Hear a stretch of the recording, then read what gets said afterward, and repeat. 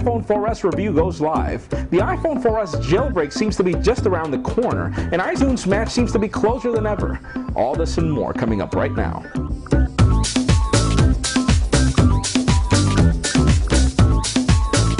Hello everybody, I'm Jaime Rivera and welcome to the Pocketnow iReview, the show where we go through all this week's cool and the not so cool inside the world of Apple's iOS devices. Let's start this week off with the cool.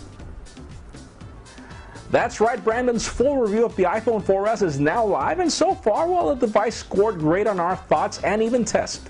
We dug deep into Siri, told you what it is, what it should be, and what we didn't like about it. And we also compared it to some really good smartphones in the market like the Samsung Galaxy S2 and even the Droid Bionic. And we even compared it to the iPhone 4 to help you make up your mind whether you should take up on the iPhone 4S or stick with the iPhone 4. We sadly wish that the iPhone 4S looked a little different than the iPhone 4, but to be honest with you, even though it's last year's hardware design, the design last year was really years ahead, so anyways.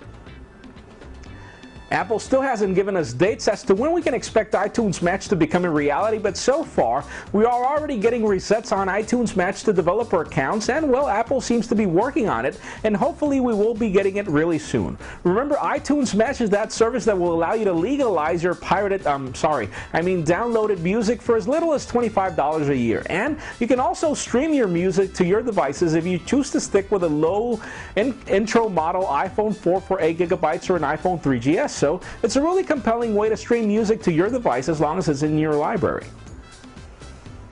Now, the net is full of rumors about Apple working on an Apple TV, and well, I'm not talking about a typical black box that's an Apple TV. I'm talking about a real TV that's made from Apple. Now, even though we don't really cover TVs here, what's interesting here is that it seems that Apple is planning to port Siri onto this device as a remote. Now, can you imagine talking to your TV and asking it what's coming up on CNN and having the device or your TV tell you? Or can you imagine telling your TV, hey, I want to record this show that's coming up in a couple of hours? It's really good to see that Apple could probably be bringing something groundbreaking to TV. Steve Jobs' bio talks about the fact that he probably cracked the code on how to get a really good TV coming to the market, so it's really compelling to see what Apple can bring to the table.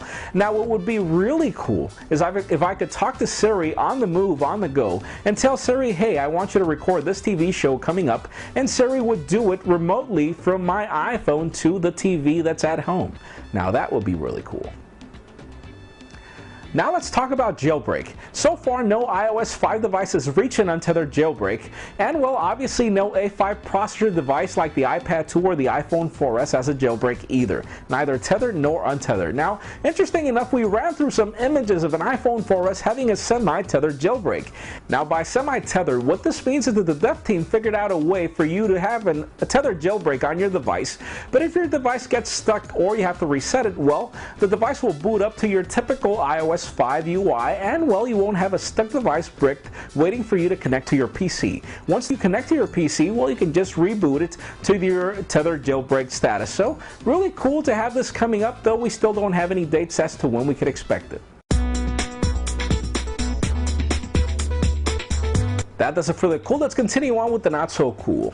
What are the two major complaints about the iPhone 4S? So far, Sprint customers are complaining about the data speeds of the iPhone 4S, and well, interesting enough, the Sprint CEO came on record to state that no, the problem is not really the iPhone 4S, but actually all the Android smartphones out there. So, Sprint, first of all, let's leave the excuses and just figure it out, because iPhone 4S customers do deserve to have your full network working. And the other complaint has been that customers have been complaining about the iPhone 4S battery life. So far, even engineers have been calling customers to ask what's going on, and well, they just want to find out what's the problem. Either it could be hardware, or it could be that the device has a problem with iOS 5. So far, well, let's hope Apple brings up a new iOS update that can figure that out, because hey, we all need battery life, and so far in our review, it came out to be good, but it could be a lot better, so let's hope they fix it up.